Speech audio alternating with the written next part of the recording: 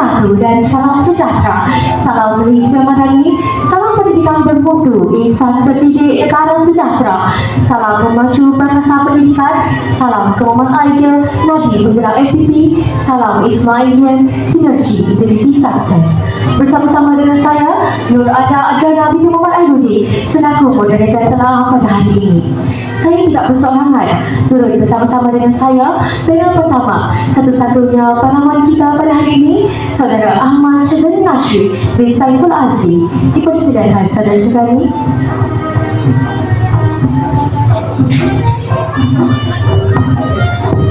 Suara karya membaca teks menemukan makna.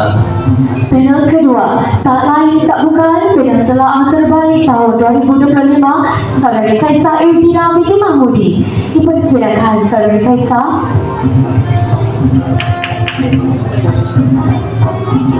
Suara tradisi menelusuri akar, memahami warisan. Panel yang terakhir, salah satu di antara dua Sri Kandi kita pada hari ini, Saudari Nur Anis Nadira binti Mawardi. Dipersilakan Saudari Anis.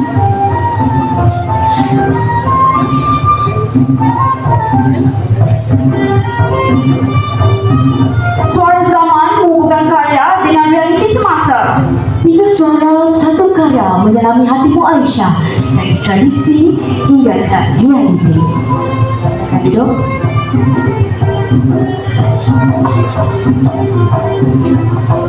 Pucuk bau delima batu, anak sembilan di tapak tangan.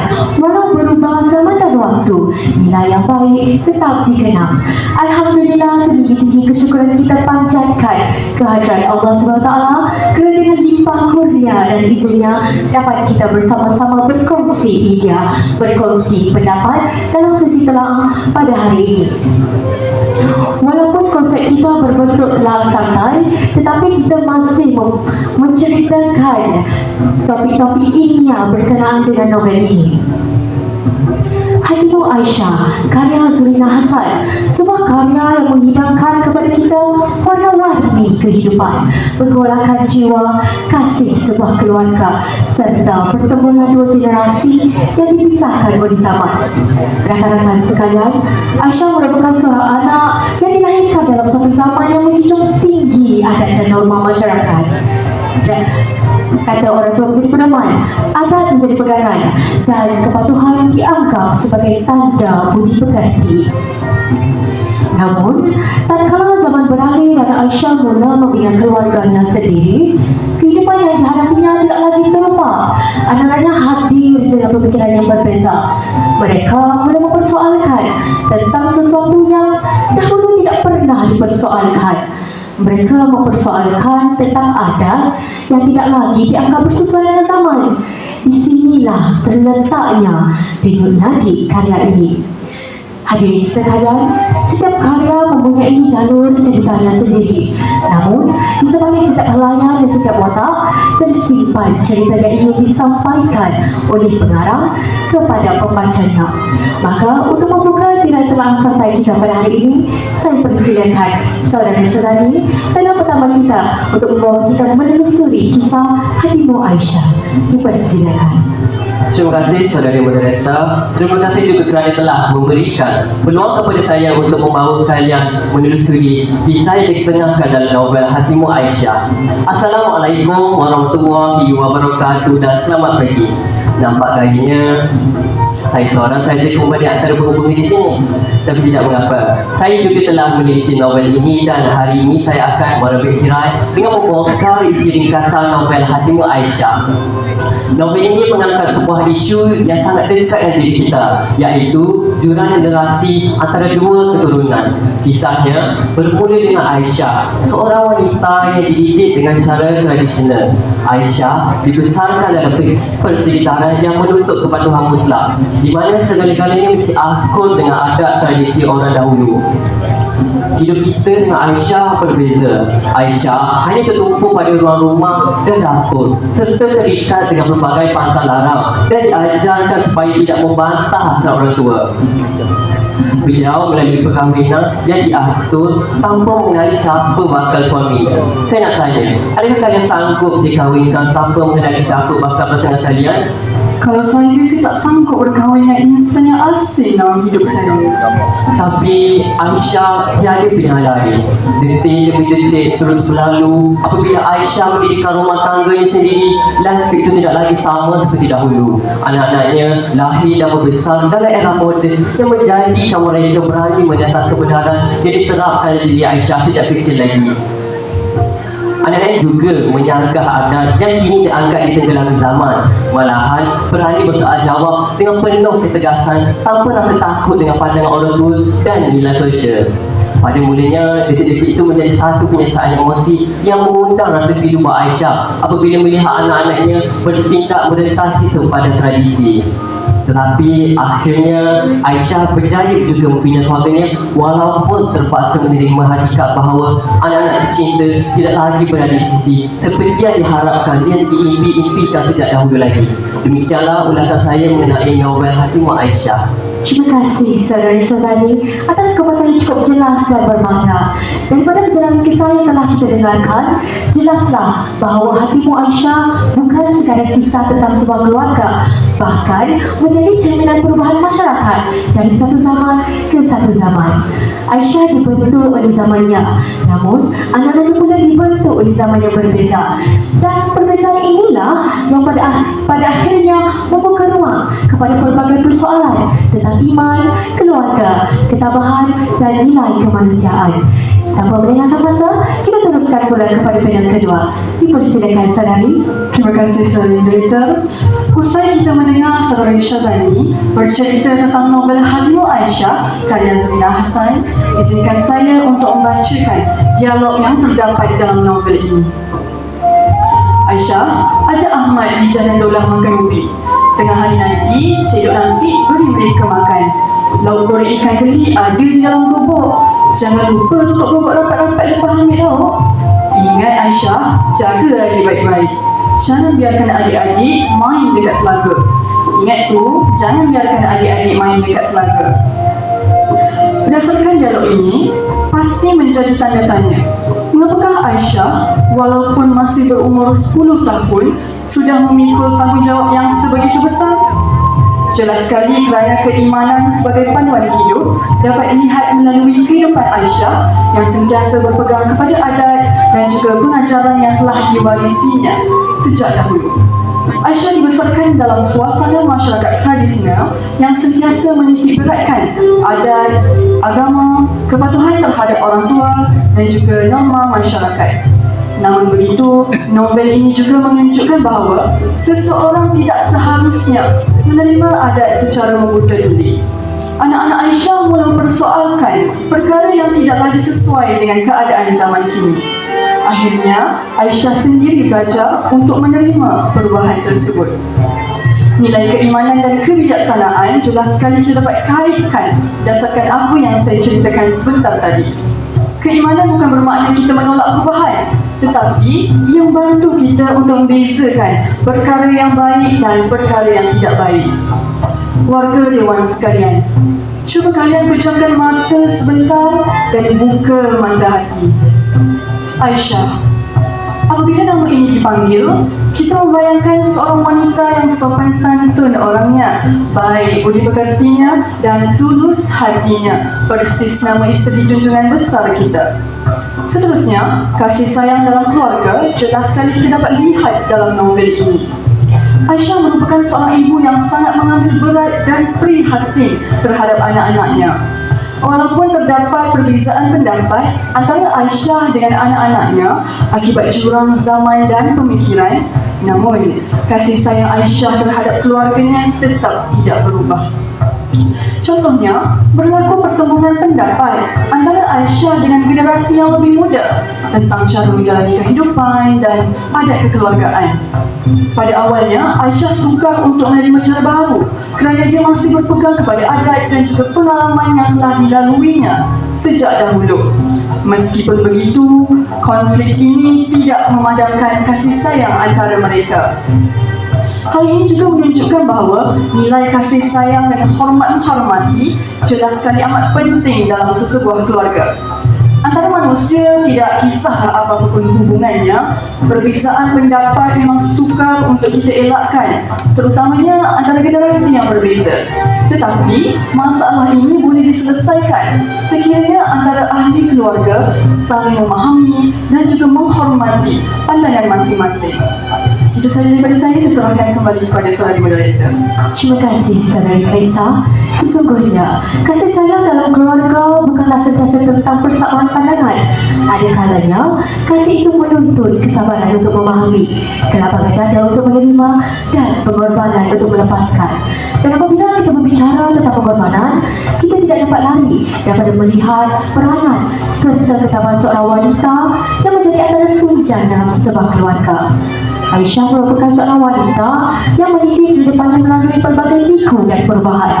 Daripada seorang anak yang dibentuk oleh norma masyarakat, dia kemudian menjadi seorang ibu yang harus berhadapan dengan generasi yang mempunyai cara fikir yang jauh berbeza. Maka, saya persilakan Saudari Anis pada ketiga kita untuk berkongsi idea. Dipersilakan. Terima kasih saudari moderator. Rakan-rakan sekalian, ketabahan dalam menghadapi ujian merupakan kunci utama dalam membina kekuatan jiwa dan jati yang kental.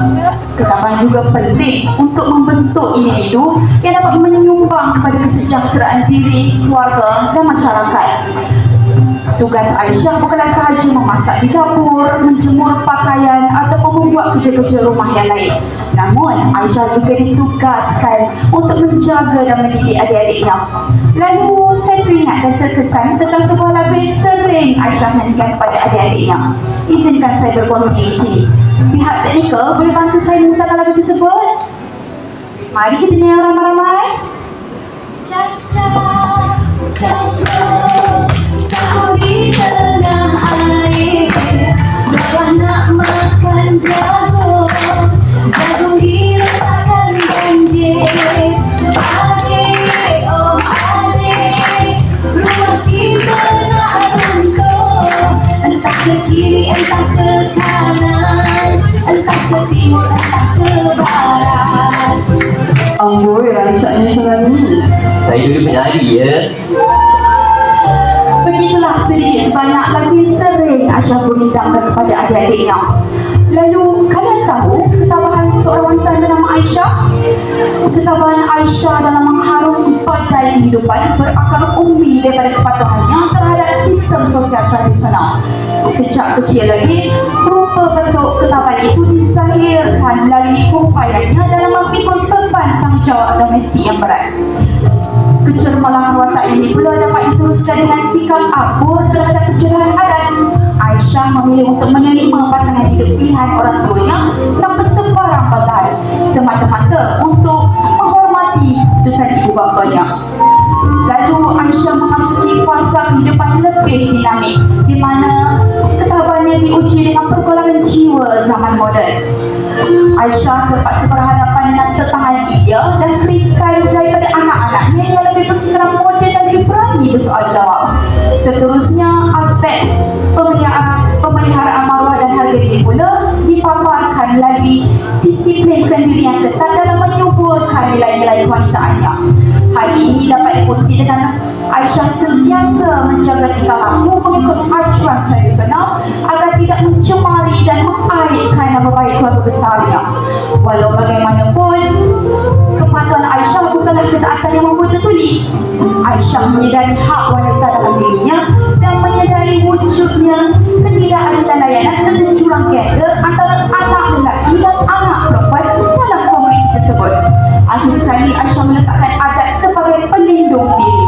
Beliau tidak menganggap segala peraturan adat malam itu sebagai kumpulan yang memuaskan, namun mengangkat adat sebagai satu benteng konkret yang paling ampuh untuk mempertahankan maruah dan harga diri wanitanya daripada dicemari. Adakah kalian bersetuju adat yang diasuh dan diterima oleh Aisyah ini masih relevan pada ini? Saya serahkan kepada saudari moderator. Terima kasih Saudari Anis atas perkongsian yang begitu menyentuh hati. Sebelum kita meneruskan sesi telaah kita, marilah sama-sama kita dengarkan Minda dengan mendengarkan dua rangkap gurindam berkenaan hatimu Aisyah. Sama-sama kita dengarkan. Zaman berubah, musim berganti,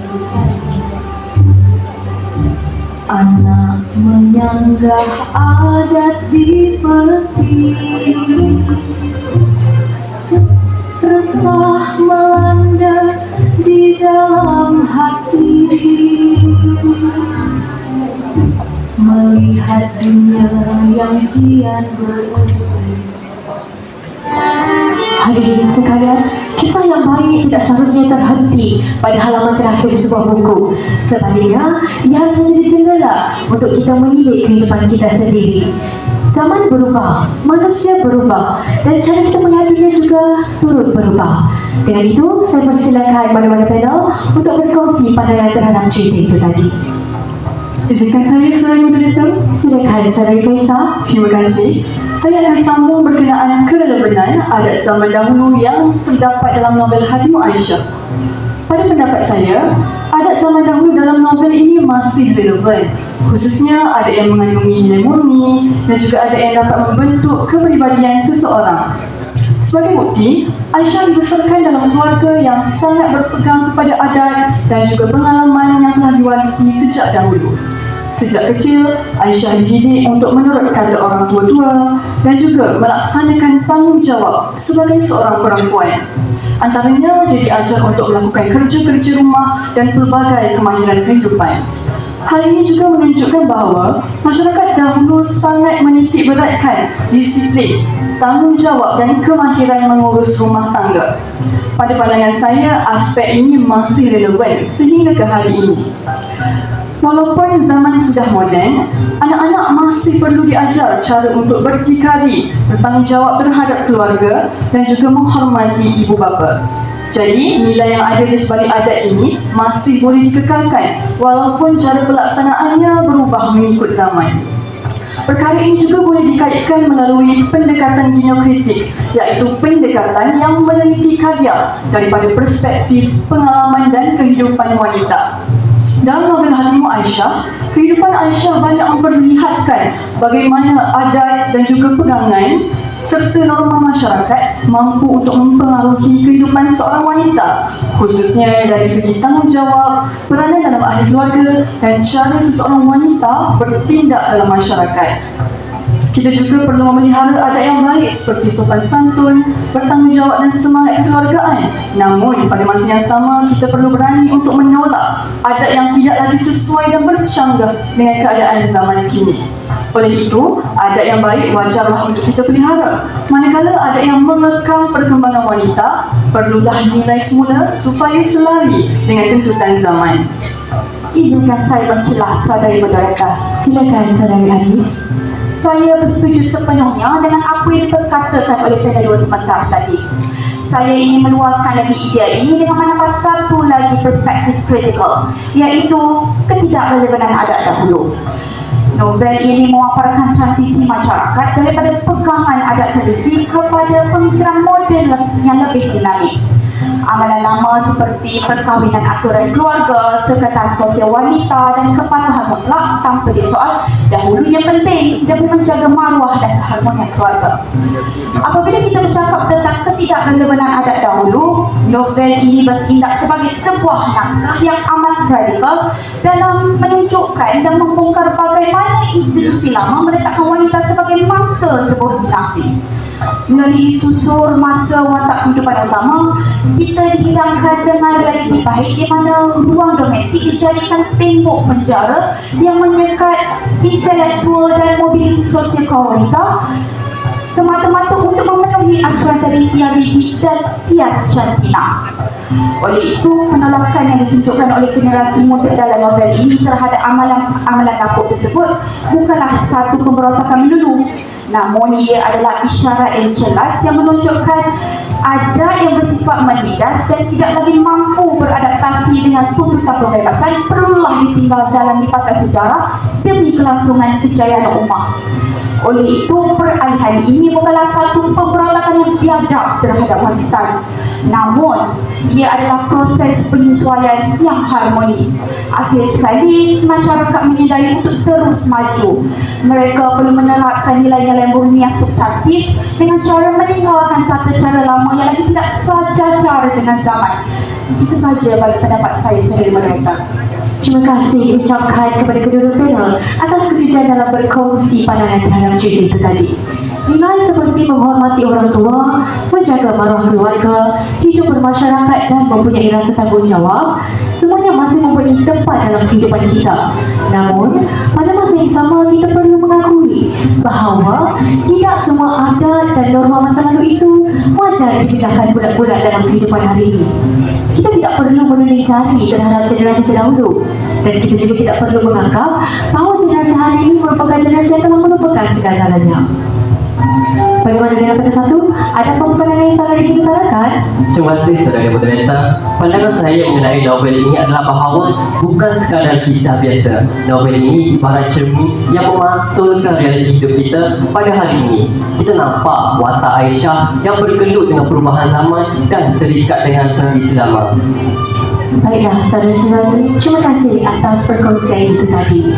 Yang lama tidak semestinya lapuk dan yang baru tidak semestinya sempurna. Dengan itu, berakhirlah sesi telaah kita pada hari ini. Sekian, Hatimu Aisyah. Bukan sekadar kisah, Bukan sekadar sejarah. Tetapi cerminan hati kita. Silakan para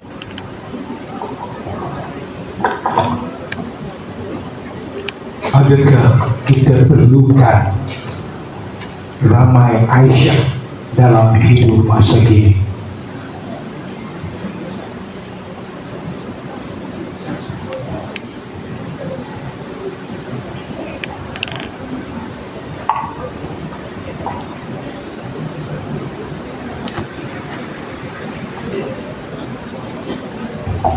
terima kasih diucapkan kepada ketua juri atas soalan yang cukup bernas dan elok untuk kami semua ulaskan. Seperti yang kita tahu, Aisyah merupakan seorang anak yang dilahirkan dalam satu zaman yang menjunjung tinggi adat dan norma masyarakat. Kata orang tua menjadi pedoman, adat menjadi pegangan dan kepatuhan yang dianggap sebagai tanda budi pekerti. Soalannya, adakah kita perlukan ramai Aisyah dalam kehidupan hari ini? Saya persilakan panel panel untuk memberikan ulasan terhadap soalan yang telah diajukan. Izinkan saya, saudara moderator. Silakan saudara Kaisar. Terima kasih diucapkan kepada moderator dan juri atas soalan yang diajukan sebentar tadi. Pada pendapat saya tidak berpendapat untuk memerlukan ramai Aisyah dalam kehidupan masa kini. Kerana bagi saya, kita boleh melihat daripada kehidupan Aisyah yang dahulunya tidak mendapat pendidikan kerana dia terpaksa mengakur kepada perintah orang tuanya. Tapi pada saya, wanita seharusnya dan selayaknya diberikan pendidikan yang sama taraf seperti kaum lelaki. Kami juga perlu belajar daripada usia muda kerana sebenarnya Aisyah mempunyai cita-cita iaitu untuk menjadi seorang guru. Tetapi dia terpaksa kabulkan cita-citanya akibat dia ingin menjadi anak yang solehah. Itu sahaja daripada saya serahkan kepada mana-mana panel untuk jawab.